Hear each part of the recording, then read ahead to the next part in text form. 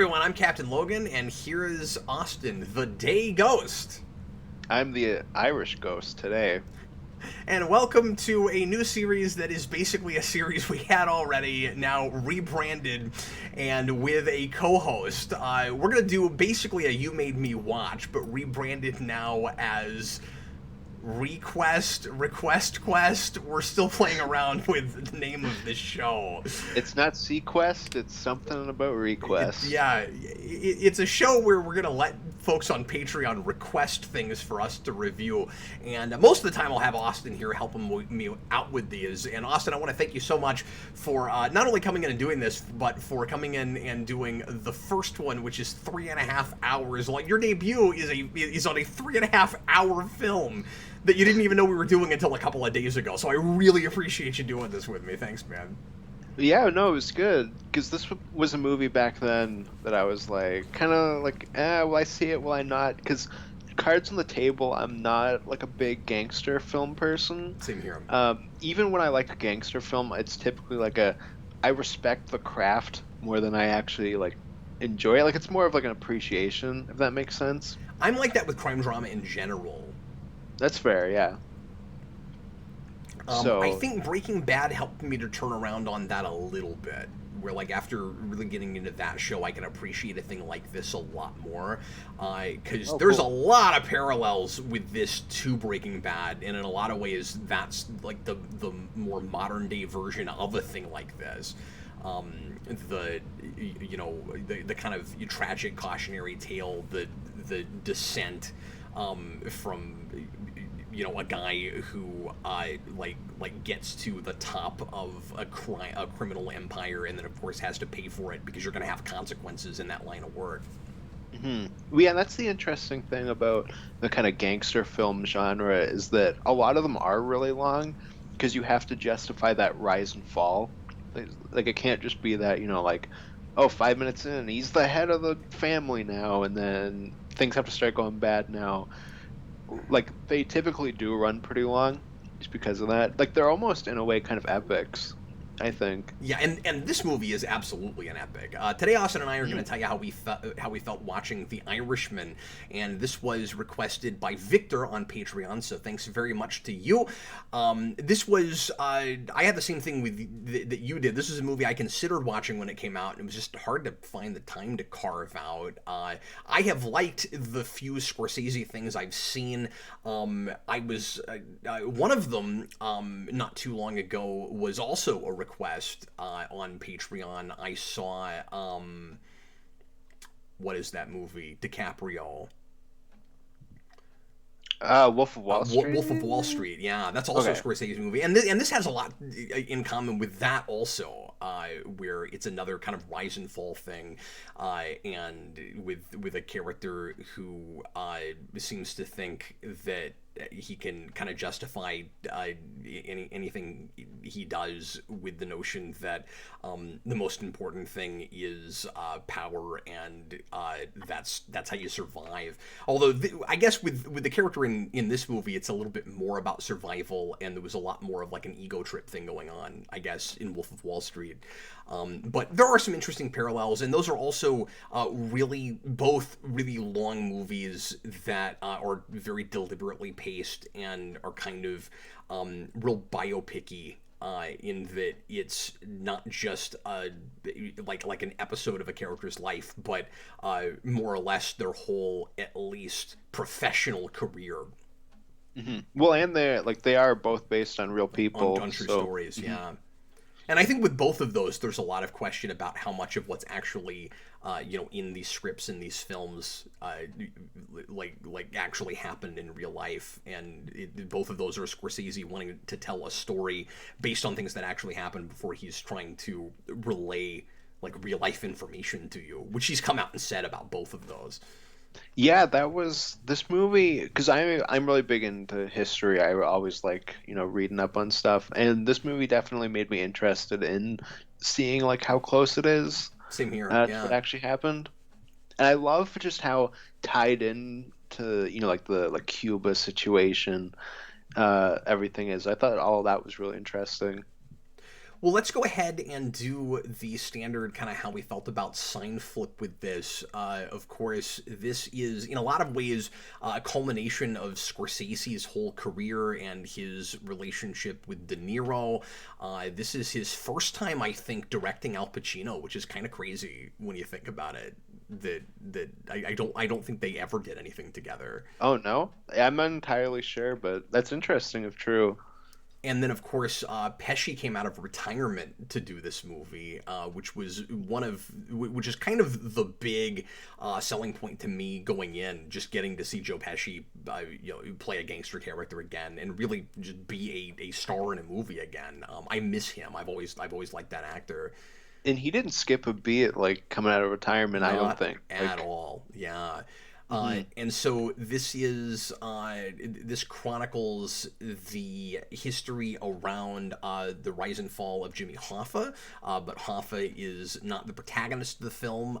This follows his main bodyguard, or the guy who becomes his bodyguard, a character named Frank, who is the title character, the Irishman, and he starts off as a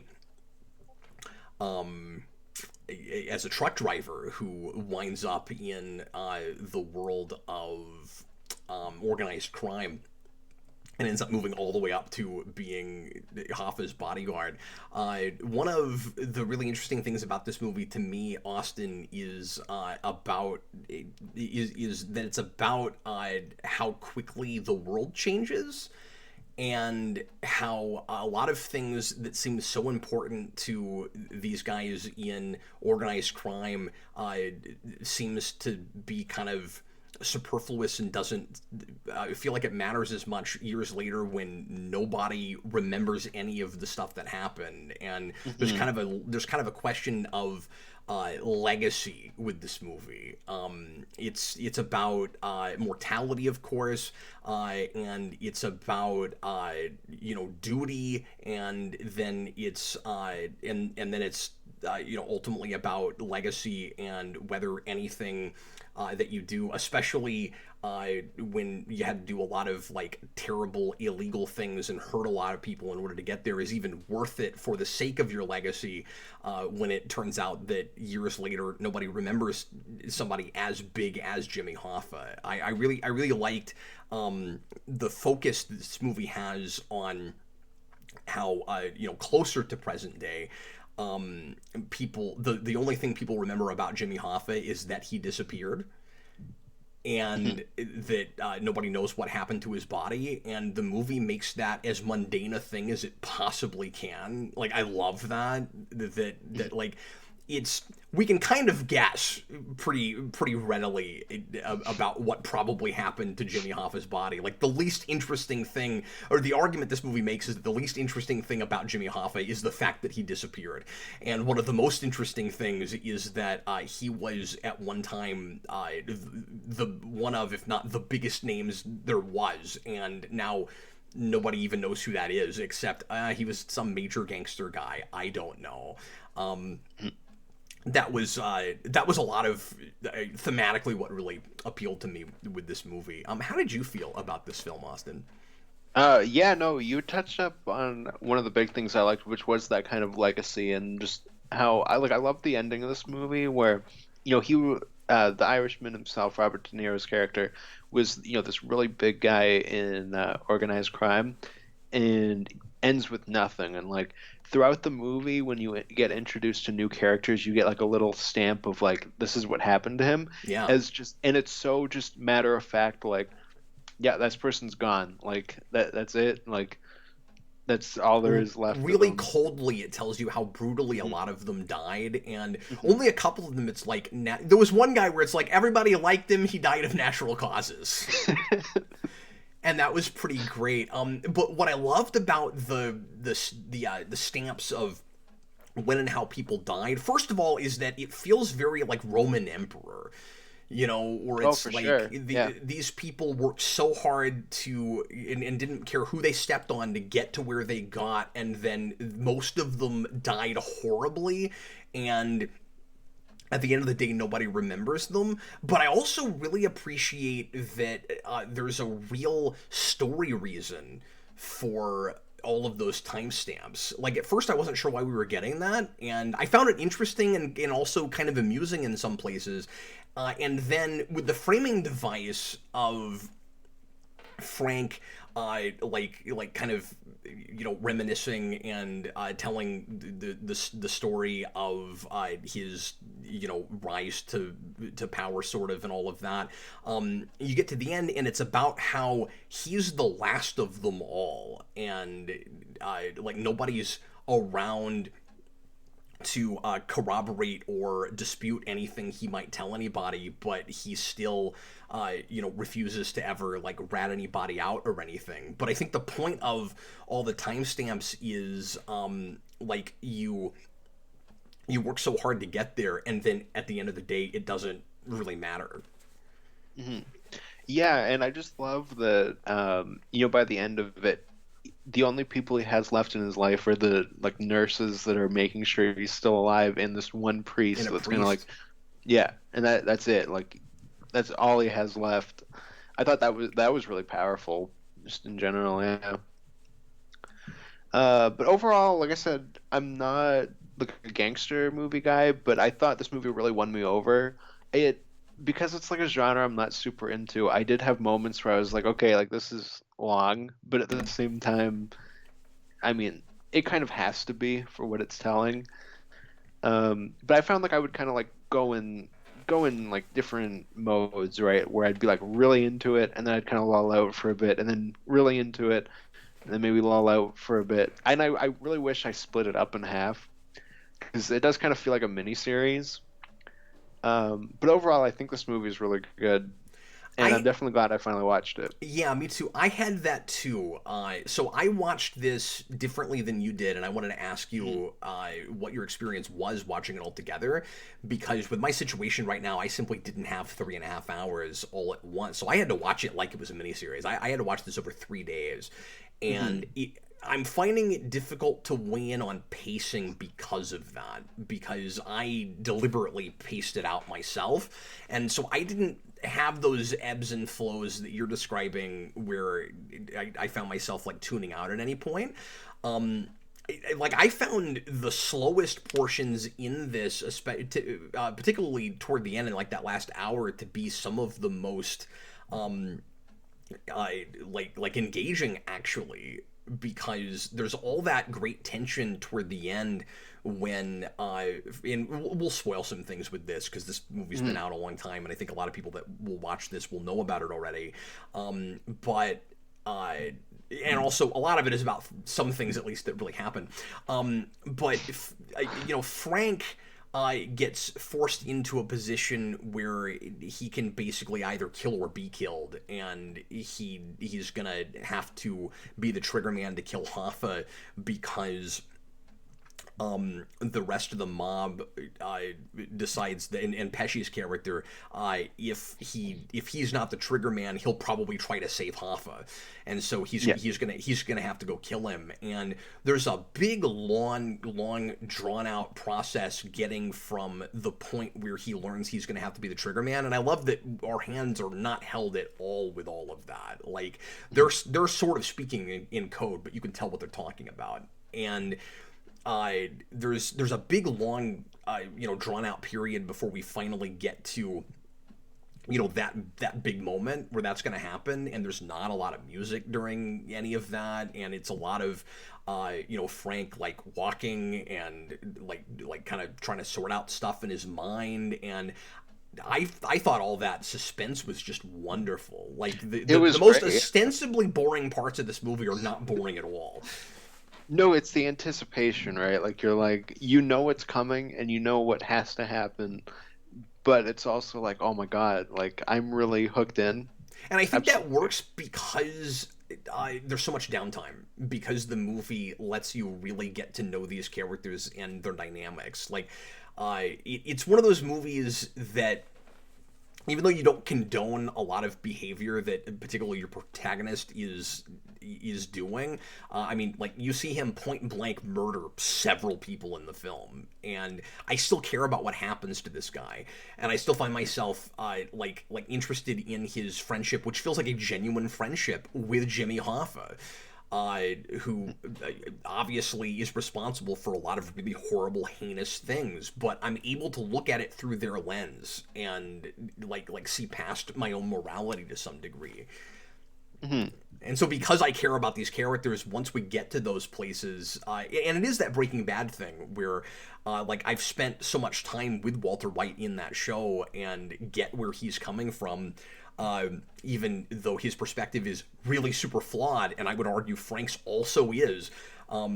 And they have the same thing, by the way, where ostensibly it's about protecting their family, but at the end of the day, their family doesn't have anything, doesn't want anything to do with them. It's like, what was the point? And they but in both of those cases you have these like really long scenes that where it's kind of just a camera hanging on a guy walking or a guy sitting, and it should be boring, but it's not. Mm-hmm. Yeah, absolutely. And I think because you mentioned like his relationship with Jimmy Hoffa, and it definitely helps. I think Al Pacino is probably my favorite actor in this movie. I think he's great. Joe Pesci also fantastic. But I Joe think Pesci was nominated for a number of awards for Best Supporting Actor, including the Oscar. I feel like Pacino also deserved that, and Mhm. and I don't want to say more so necessarily, but it's hard for me not to be a little bit cynical about it and assume that part of that was just because Pacino came out of retirement, or Pacino, that Pesci Pesci. came out of retirement. Yeah, Yeah, no, I agree with but that. that's not to That's say that definitely he's part not of it. also deserving of it, because he's amazing. No, he's fantastic. Like I said, he doesn't skip a beat coming back to acting. But I think ultimately Pacino is my favorite performance of this movie. He's really good, and he's funny in places, and like you Yeah. really get that kind of charming, like larger than life persona that he's playing. Yeah, he's surprisingly quirky. Yeah, yes, he is absolutely. Even when he's like yelling at people. Yeah, and he just his obsession with ice cream and like replacing alcohol with that is a really fun detail. Mhm. He's eccentric. Yeah, exactly. That's exactly what he is. And like it just felt like very different from the other Al Pacino performances that I've seen, as opposed to say someone like De Niro, who I think is still really good in this movie, but it is just kind of like that Robert De Niro gangster kind of performance. Yeah, like he feels like the only character, the only actor that can play that, but it also and like I don't mean this in a bad way, but it also feels like a character you've seen him play 50 times. No, that's exactly what I had. Yeah, And that's like why he's there. But it also feels like pretty much everybody feels like the only actors that should be in these roles for like the major roles. I mhm. even felt that way with Ray Romano. I thought he was fantastic. I got so excited for some reason when Ray Romano showed up. I don't know why. Like I've never watched his show or anything, but when he showed up, I was like, Ray Romano's in this movie? That's awesome. Well, of course, these are all actors that have done a lot of comedy and also a lot of drama. Mhm. Yeah, definitely. So let's talk a little bit about the de-aging effects, because that whole thing is really interesting to me, and I'm surprised by how well I ended up adjusting to it. First of all, um, I ultimately really like the framing device because uh, making this a movie about mortality and starting from the end of this guy's life and jumping backwards, because I say framing device, but it also is somewhat nonlinear. It keeps jumping around in time, and you go to Frank when he is like supposedly like 24, and I can't begin to buy that at all. That's the place where like the place where we're introduced to the de-aging is where I least bought it and had it in Uncanny Valley thing, and the older he got, the more I was able to run with it with that whole thing. But real quick, what I liked about making the framing device in making this movie about an old man who's on his last legs looking back is that it justifies having like guys in their mid 70s playing characters in their 30s and 40s and 50s. I think it was kind of a stroke of genius on Scorsese's part to come up with a reason to make this movie now, because Scorsese was kicking around something like this like 30 years ago. This goes all the way, or even a little bit longer. This goes all the way back to the 80s. And the initial germ of this idea apparently sparked a couple of other gangster movies he made, and then it almost got made a lot later, like 3 of his movies ago, and then was in development hell for a while. But like, he was kicking around a thing like this, and then in 2004, the novel that this or not the novel, but the like kind of tell-all book that this is based on, which was called I Heard You Paint Houses, was put out, and he was like, okay, that's the movie, like that's what we've been talking about all this time, and the kind of story we want to tell is in this, like, based on a true story, that's what we should be making. And so that's why he finally started working on that, but it took a long time. It took a little while, I think, to convince Pesci to do it, and then there was some other things that were holding them up for whatever reason. But anyway, real quick history lesson, I guess. But like this is a thing that, or something like this, could have been made when all these guys were younger, and that would have been a much different movie. That was the thing I was most surprised by with this, is that I ended up feeling like these guys actually should have been the age they are and playing younger, as opposed to younger guys with makeup caked on. And I couldn't believe that it made me believe that was the only way to make this. Yeah, no, and I think it works really well with all of these guys, that are older, and the director himself who's older, and they've all they have a history of doing these kinds of movies. I think with like the mortality and legacy angle, it makes a lot of sense for them to make it now. Yeah, it's a movie about perspective that needs to be made with perspective. Mm-hmm. Exactly. Yeah, it's almost in a way Scorsese looking at his career in a sense. Yeah, absolutely. Which makes it even more interesting, because I didn't know that he wanted to make this like all the way back then.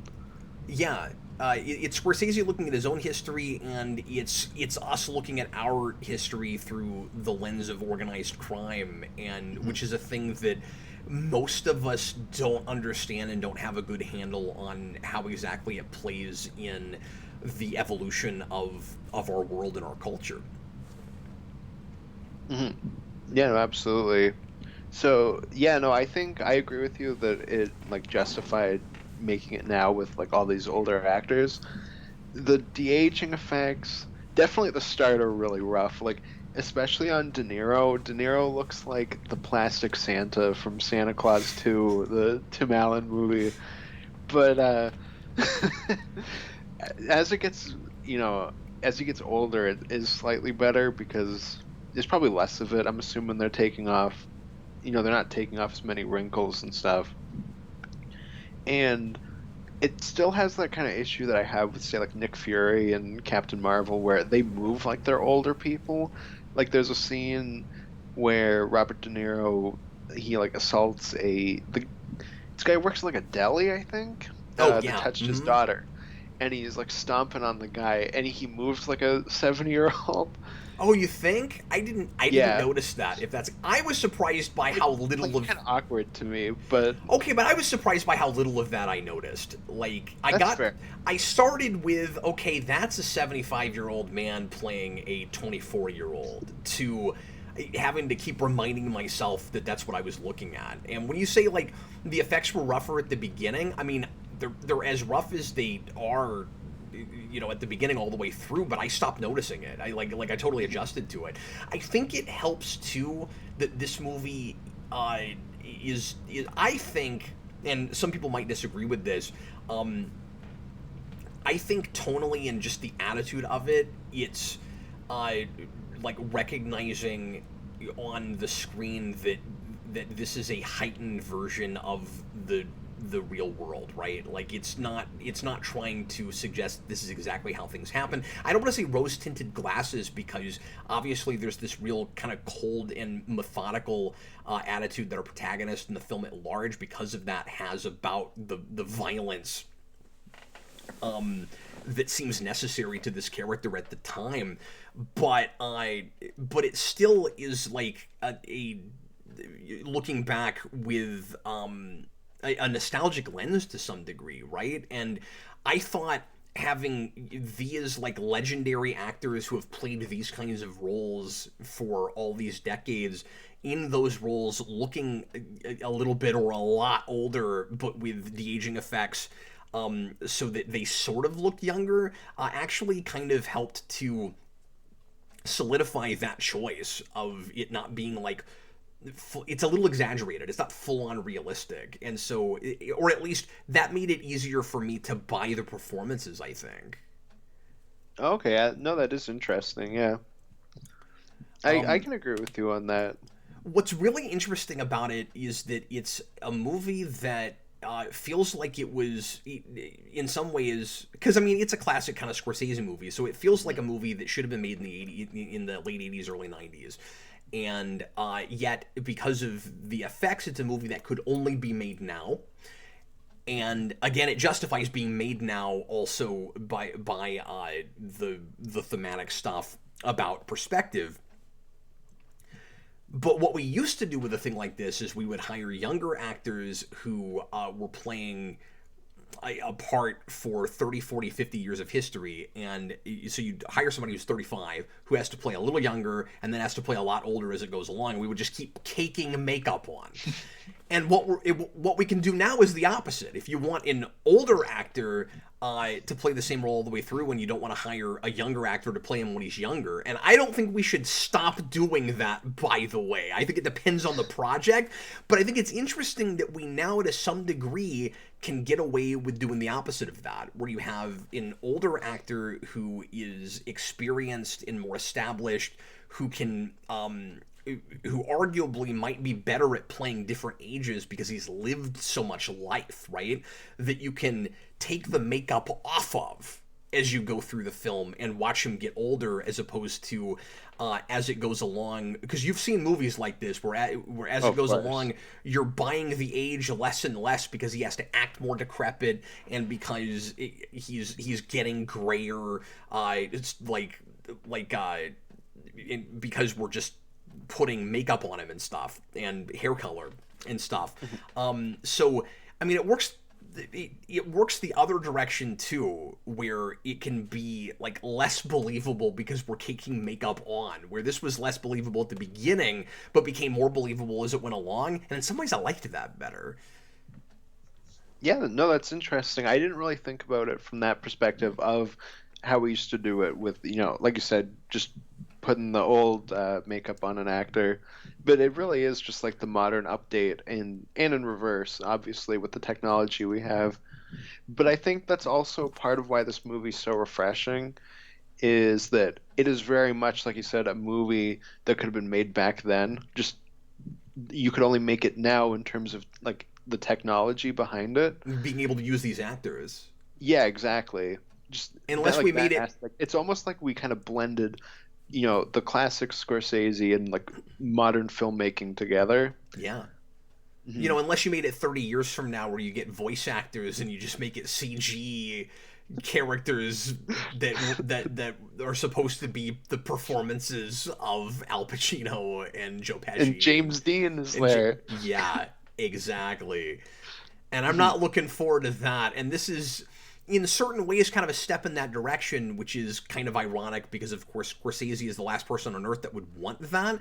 But it's not him trying to propel us there. It's him wanting to work with the actors he wants to work with, who are still alive and still Mhm. are healthy and talented enough to make a movie.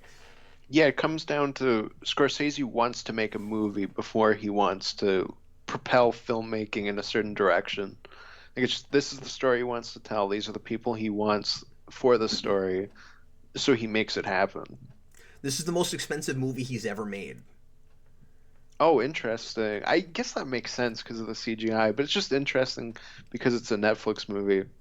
Yeah, But and like the scope of this really is epic, like you said, and absolutely. the And it's a lines. beautiful looking movie. It's gorgeous, yeah, and the lines are so blurred now between movie and TV show, film and miniseries, series of films versus television shows, and so when you go, okay, this is Scorsese's most expensive movie. It costs $150 million to $200 million, but like you would expect that price tag for a miniseries, and the thing is 3.5 hours long. It might as well have been one. So it's like, yeah, comparing it to movies, it's crazy expensive, but it. I don't even want to say it should have been a miniseries, but if it had been, nobody would have balked at that price tag. Or at least as much. Yeah, it would be split across like several episodes. Yeah. Hmm. That does make you sad though, like, you know, this movie, and it's this big, like, legendary filmmaker, like, you know, one of the best there is, gets to make his like most expensive film, and it's like this Netflix film. Obviously, it did get a limited. Got a really limited release, and a lot of people didn't go see it because it wasn't a 2 hour long blockbuster. It wasn't an ad for the next movie. Yeah, exactly. Mm-hmm. No, yeah, like no, that is sad, and it was made on the budget of those kinds of things, and we need to be able to do that because it would cost that much money to make this movie. Yeah, exactly. And you can this actually see, like... and you can actually see all that production value on the screen. That's what I was gonna say. Sorry. You can, no. I agree. Like, you can see every penny on screen. Like, this isn't a movie. I mean, like, obviously, some of the de-aging effects I think are a little wonky, but you get used to it as the movie goes. But I don't think that's because of lack of resources. I think that's just where we are with that right now, and the actors that they're trying to do that with. Exactly. Like, it's just kind of always going to have that uncanny look, I think. It was weirdest with De Niro because he had like a regular job, and like, yeah, he was doing some illegal things in that job when he gets arrested at first before he ends up in organized crime, but I don't think he had been in as many fights as it looks like he must have when we first meet him. Like, he looks like... Because I was confused. I assumed that he was, like, already painting houses when we meet him, because he looks like his nose has been broken 15 times. But I also think there are some places where it's a problem in the reverse, where we let Joe Pesci's character get too old too quickly. There's a place where we're supposed to be, I think, in like the early mid-70s, where he already looks pretty much like current Joe Pesci, and I'm like, no, you needed to keep... It's almost like they forgot to do the de-aging effect in one scene. I don't know if you had that, but I was like, why is he so old already? I was surprised it worked better on him than De Niro, because he looks a lot older now. Like, he's a lot more like wrinkled, and like there's more to kind of clean up, if you will, Sure. But you know what I mean? Like, yeah, it's impressive that it worked better on him, I think, because I only really had it with De Niro, to be honest, where I was like, oof, that looks wonky. Yeah, the main place where I had it with Pesci was when they quit using it and they still needed it. I thought that was weird. We should wrap up here in a couple minutes. I want to talk briefly about the character of Hoffa's daughter, because I thought she was really interesting. That's Anna Paquin. That's Rogue. She gets like one line of dialogue in the entire movie. And I don't know if you noticed that's who that is, but... yeah, no, I did, yeah. But that's Rogue, and... There's a Rogue cut for this movie somewhere. She had a whole subplot. For really only being, like getting to emote in this movie, I thought she was actually really good, but there's a really interesting... I guess I have to say subplot or just kind of character thing going on with her, where, and of course this is all facilitating Frank's character arc, but Frank doesn't understand why his daughter, and he has multiple kids, and she gets to a point where she just won't talk to him at all anymore, and his other kids will speak to him but are still afraid of him and don't like the line of work he's in. But the reason she stopped speaking to him, and I love, by the way, I think it's Hoffa, I can't remember, but somebody has a speech to Frank at one point where they're like, yeah, maybe you shouldn't break people's hands in front of your kids. Like, that's probably the reason that they're afraid of you.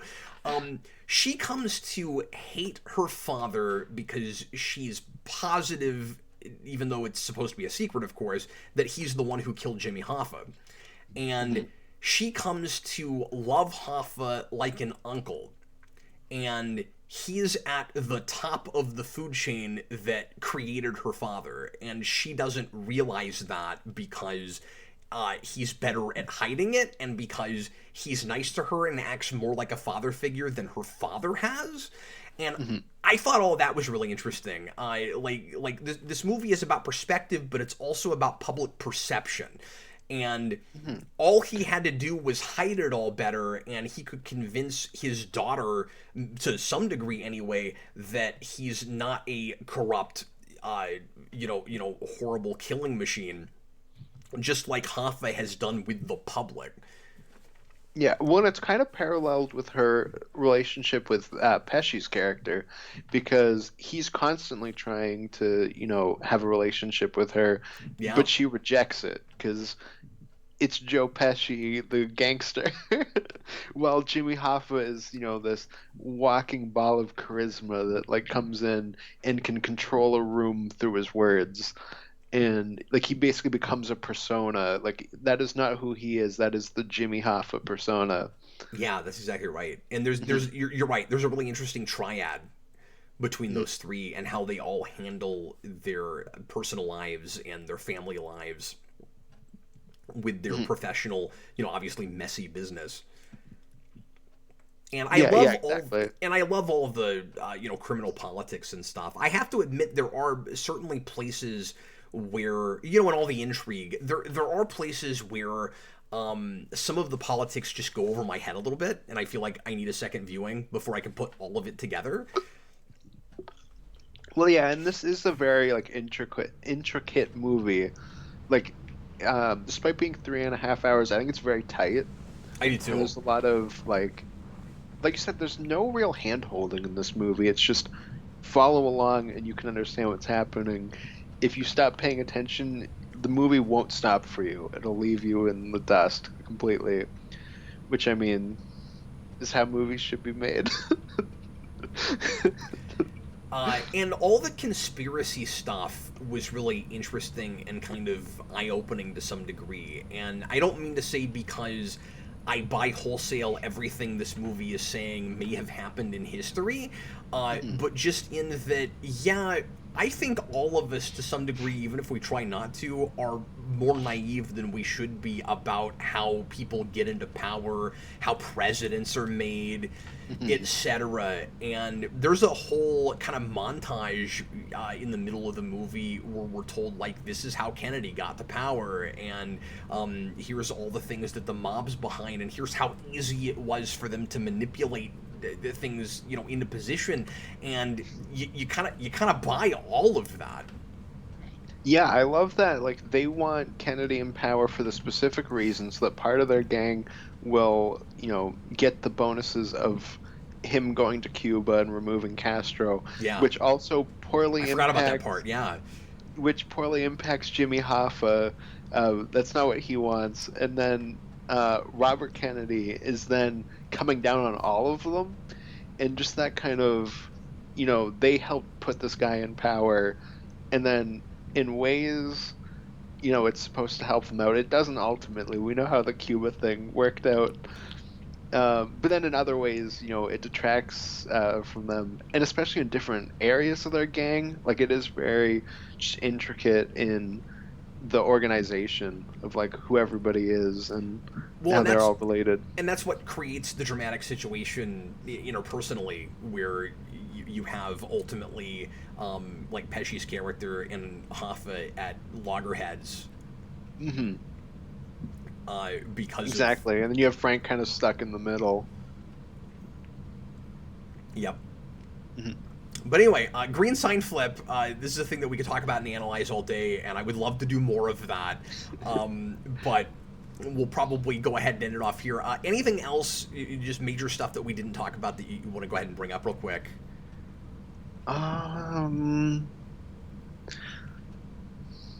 Nothing that's coming to mind off the top of my head. If you have anything, I can give my sign flip, though. I have this red Charles Manson novel and this green bag of black no chips. Those go together somehow. I can't even explain that, but Well, exactly. You need the hot chips and Manson. That's a night on the town. I will give this a green sign. This movie's really good. he's holding up his positive jalapenos. Jalapeno, yeah.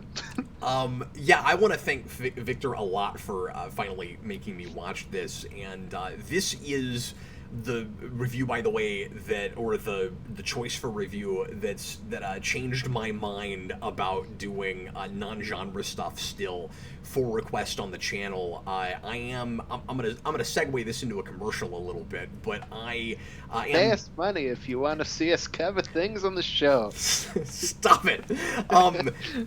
I am going to take requests on non-genre stuff again for off-the-cuff reviews like this, and like I said, Austin's going to do a lot of these with me. We're going to try to get them out on Saturdays as often as humanly possible, and I need to keep being forced to kind of like open up my horizons and try things I wouldn't try otherwise, because some of the stuff that you guys have asked me to do has been kind of formative for me and has just giving me like perspectives and information that I wouldn't have otherwise, that helps me in reviewing and discussing everything else I'm talking about. So like, you know, if I didn't have this show, I wouldn't have had stuff like The Aviator or The Social Network, which was a wonderful movie I'm glad I saw, and now and a lot of other things too, of course, but and now with this. So yeah, definitely going to keep doing that. If you'd like, we have a backlog right now, but if you'd like to request something to be reviewed on whatever we end up calling the show, request, quest, whatever it is. Let's just put the same name twice. That's the name of the show. You could become a $15 patron at patreon.com/geekvolution. And if you want to do that just one time, just let your pledge roll over for a month and we'll get it in the queue. If you want to stay on the tier, we appreciate folks that have done that, of course. You'll stay in the queue and we'll get to you as often as humanly possible. Right now, it's going to be at least 3 months if you make a request right now, because we've got a backlog and still quite a few people at the $15 tier, but we will get to you. So anyway, you can do movie reviews, you can do comic requests. Those are primarily and like TV pilots. Those are primarily the things that we take for review. But anyway. Also, with Al Pacino, not only is he better than De Niro in this movie, but they both had another film come out in 2019, and Al Pacino's film was better. Oh, really? Because you have De Niro with Joker and Al Pacino with Once Upon a Time in Hollywood. Oh, and I didn't see that. In it for a long time. And momentarily, I forgot De Niro was in Joker, but yeah, of course. Yeah, I was reminded of that when De Niro walks by the guy on the street corner and just shoots him. I felt like I had the reaction to that scene that people had at Joker. That you were supposed to have with Joker that you didn't? Supposed to have? Yeah. Where I was like, whoa, my God. Were you just not surprised by that because it kind of felt like it was leading to that the whole way, or? For Joker? Yeah. So, going into that scene, I knew that kind of thing was going to happen, but I thought it was going to get crazier than what actually happened. Oh, and I expected like the full Dark Knight Returns bit where he like breaks the glass and slashes the host's throat, and then when he just kind of shoots him, I was like, oh, okay. It wasn't like I had it crazier in my head. I don't know. That's not the movie's fault, but it just didn't give me that kind of shocked reaction. That's fair. Because, I mean, I think it was built to, right? Mm-hmm. Yeah. Yeah, and no, of course, it works. That movie's good. That would have been traumatic if it was 1982 and you were watching that happen on television. No, I'd be laughing hysterically. You'd be the Riddler in Batman Forever, with watching the TV with Two-Face, about to murder the Graysons, and he's eating popcorn going, ha ha ha! That's Austin. It'd be on like Jimmy Kimmel right now, and I'd just be like, ha ha ha, eating my popcorn. Well, on that note, everybody, thanks a lot for watching. Really appreciate it. Once again, thanks to Victor for asking us to watch The Irishman. Oh, you know what? One thing real quick that we didn't talk about is the weird thing with the title. Because I mentioned that it's based on a book called I Heard You Paint Houses. The movie thinks it's called that in the movie. And I don't fully understand how this happened, but we get the film title at the beginning. The title of The Irishman is only in the closing credits. It's actually bookended with I Heard You Paint Houses, and I wish it was called that, because I think that's a really provocative title, and I think it kind of works better thematically. Maybe it's more on the nose, but whatever. It was weird in the movie because I didn't realize it was supposed to be the title of the film. I thought the movie was going to keep interrupting scenes with weird big text on the screen. I thought that's what we were doing. I thought it was going to be the thing that Tarantino's done in like his last several films, where it's like you get chapter headings. Yeah, like, exactly. I thought it was something like that. Yeah, like this chapter is I thought you built houses, and the next one will be Jimmy Hoffa Strikes Back. I don't know. And like it would always be, well, I figured it would always be a quote you were about to get. Mm-hmm. Yeah, like something you'd think that would go through, and in the moment I didn't really think about it because this movie's so long, and by the time it kept going, that kind of left my head. Sure, yeah. But well, and especially I didn't know that the book was called that. But now that I know that is really funny. Yeah, it's weird. I don't know why they didn't just call it that. Mm-hmm. Yeah, it's interesting. I wonder maybe test audiences didn't test well. Yeah, Netflix didn't like it. Yeah, I mean, usually that's a fear of, a thing having like too odd or non-descriptive of a title. You can't sell it, but I wouldn't think you'd be as worried about that on a streaming service if it's not going to release wide. The Irishman seems like a title choice you make because it's going to release wide, and I'm not sure why it happened with this. And I don't know if it was a Scorsese choice or a Netflix choice, but it seems weird that you would retitle your own movie after you already put a title inside your film. Do you agree with me that it's a better title? Like, I honestly, the more we're talking about it, I wish that was the title of the film. Yeah, because The Irishman kind of feels like a producer change. Like, obviously, it could have been Scorsese. I don't know, but that's just when I hear it, that's what I think. I mean, it's not a bad title either, especially once you've seen the movie.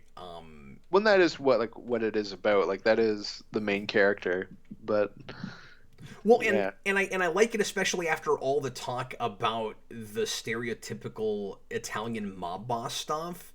That like it's not the Italian, it's the Irishman. Like he's a guy who was brought into this world and had every opportunity, arguably, to leave it. I mean, I guess that would have been difficult. That's partly what the movie's about, is how difficult it is to get out of the mob. Even Hoffa couldn't do that. Like that, that's part of the point, I guess. But I love that whole bit about. We're still reviewing this. I love that whole bit about how every like Italian mobster is named Tony. Like Hoffa's like, well, they couldn't think of any other names, and yeah, it's great. One of them was named Fat Tony. Yeah, no, that was really good. They're all named Tony. There's a lot of levity in this movie. Yeah, it's surprisingly funny. Like it's entertaining. Mm-hmm. Beyond Absolutely. just a good character study and all of that. Like there's some tough. I don't even want to say relentless. Like there's obviously some rough scenes to get through, and it needs to be that. But it's also in weird ways kind of a fun film to watch. Mm-hmm. Yeah, absolutely. Like I guess it's got that kind of like ebb and flow. Like you kind of go a bit darker, and then you'll have some like more like fun moments, and then maybe like darker, like life. Well, and again, Breaking Bad had that too. Like, and I've never seen one of the most relentlessly dark things I've ever seen, but it's got quite the sense of humor. Mm-hmm. Yeah, because you can handle that. You don't have to be one or the other. Yeah. We used to know how to do that. Yeah. And guys like Scorsese do. Unfortunately, they're getting really old, and we're not, replacing them with a lot of directors that still understand that. Mm-hmm. When it's unfortunate, that they're kind of getting squeezed out in a way where now you got to go to Netflix. I don't know, because I know his next film is supposed to have like his kind of old staples like De Niro, but he's also bringing in DiCaprio. That's like the big thing is Oh, he's fixing that. yeah. But I don't know if that's also a Netflix movie. I'm not entirely sure, but at least he's still working. Well, and I feel like I'm part of the problem because I would love to say I would have gone to the theater to see this. I probably wouldn't have. I should. Some of And its priorities, but yeah, definitely. And in the last like two, obviously with COVID, not so much, but like from 2019 and now, I've been trying my best to, go to see the bigger movies I want to see, but also support smaller movies that I think are interesting. yeah, and Keep that alive. yeah, not every movie is supposed to be a roller coaster. Like we need variety. Yeah, exactly. It'd be That's nice to what have more so good novels about on something film. like, This is, yeah. by the way, this does feel, by the way, like a novel on film. Like hmm that's part of why it needs to be 3.5 hours.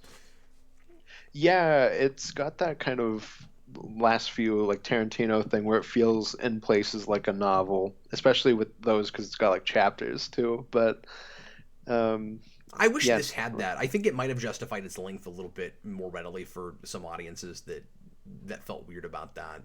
Because I know some people had pacing issues with this, and like I said, I'm having a hard time like even discussing that because I watched it broken up. hmm yeah, and I wish I watched it broken up, but I mean that's just is what it is. Yeah, I mean, I would probably recommend people, break it up into like 45-minute chunks, but I will gladly watch this over watching the Snyder Cut back to back. Like well, and I I was gonna didn't really say, get or that. just like this, I still say the Snyder Cut should have been broken up into a miniseries like it almost was, and it has kind of clear breaks where that should happen. I don't know that this has as clear of breaks. I mean, it's a little bit tougher to do that kind of thing, and I shouldn't compare these movies because that's kind of weird. But, No, um, one of them's a real movie. I mean, could you have told the same story in 2.5 hours, or like even 3 hours and lost a half hour? You could have. I don't know if it would have been quite as effective. Yeah, well, it's like I said earlier about like the kind I'm of not sure what gangster I'd lose. genre. Like it's easy to say like it's it feels too long for people, or there are scenes that maybe go on longer than they have to. I'm not totally sure what I would cut out of it. No, like I said, just the gangster genre in general, I think.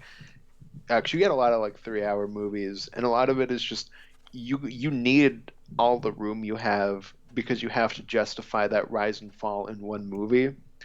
And when you start to cut things, it's not as effective. Even if you can at the same time go, okay, but it's too long, but also there's nothing I can cut. You know what I mean? Yeah, it's kind of just like it's kind of a necessary evil at that point. Exactly, it is what it is, and I can appreciate this movie I for think it's really funny that being, you said that reviewing this movie. Like it is what it is. yeah. Um, We're into gangster talk now. We can't help it. It's just how we talk now. We spent 3.5 hours with this material. we're talking about used people. Okay. Wait, what you did you know, say? What did you mean by that? you garbage, you kills for Look, money. look, just let me eat my ice cream in peace.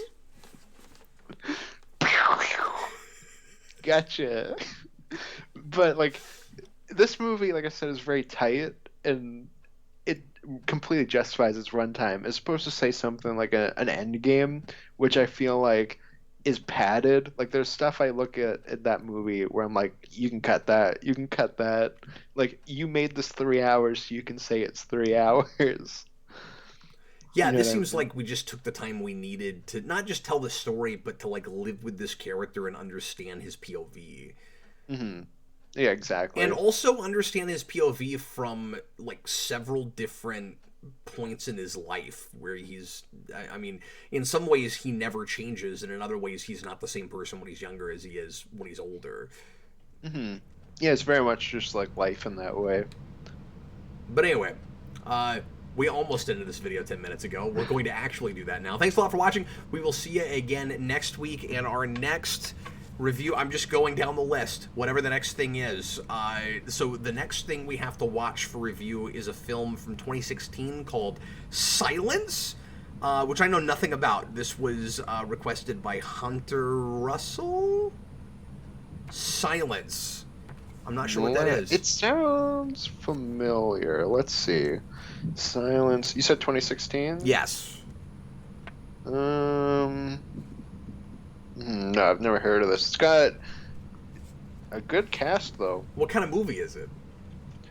It is a movie about two Catholic missionaries travel to Japan in search of their missing mentor, who is believed to have been promoting Catholicism by going against the law. Catholicism. It's like capitalism, but Catholicism. Okay, interesting. This is another Martin Scorsese movie. Oh, is it really? Okay, cool. Connective tissue. I did not notice that at first. That's really funny. Honestly, after this, I'm ready for another Scorsese movie. I would like to watch another Scorsese movie right now. So, yeah, definitely. That'll be really good. I'm excited about that. Okay, well, once again, thanks for watching, guys. We'll see you again next time. I was Captain Logan, and that was the Day Ghost. And that was the people. I don't know what that. Your people. Yeah, that was ethnically ambiguous. I don't know what that was. Anyway, see you later, folks. Bye.